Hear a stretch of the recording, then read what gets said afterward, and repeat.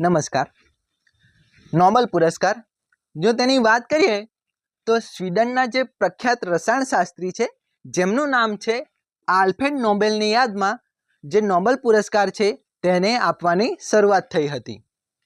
તો તેની સ્થાપનાની વાત કરીએ તો ઈસવીસન 1895માં આલ્ફ્રેડ નોબેલ દ્વારા તેને સ્થાપના કરવામાં આવી હતી.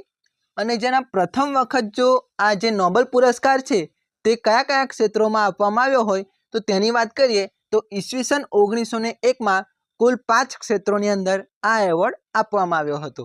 શાંતિના ક્ષેત્રે, સાહિત્યના ક્ષેત્રે, રસાયણશાસ્ત્ર, શરીર વિજ્ઞાન અને ભૌતિક શાસ્ત્રના ક્ષેત્રે એમ કરીને કુલ 5 ક્ષેત્રોની અંદર આ એવોર્ડ અથવા તો નોબેલ પુરસ્કાર આપવામાં આવ્યો હતો. ઈસવીસન 1969માં અર્થશાસ્ત્રના ક્ષેત્રની અંદર પણ આ એવોર્ડ આપવાની શરૂઆત થઈ હતી.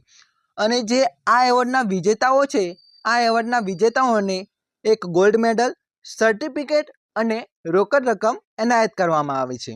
અને જે નોબેલ પુરસ્કાર સમારોહ દર વર્ષે સ્વીડનનું જે પાટનગર છે જેનું નામ છે સ્ટોકહોમ ત્યાં આગળ તેનું આયોજન કરવામાં આવે છે.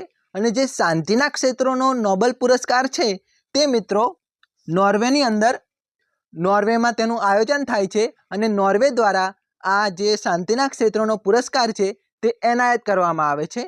નોર્વેની અંદર કયા સ્થળ પર જે શાંતિના ક્ષેત્રનો પુરસ્કાર છે તે આપવામાં આવે છે તે તમારે કોમેન્ટ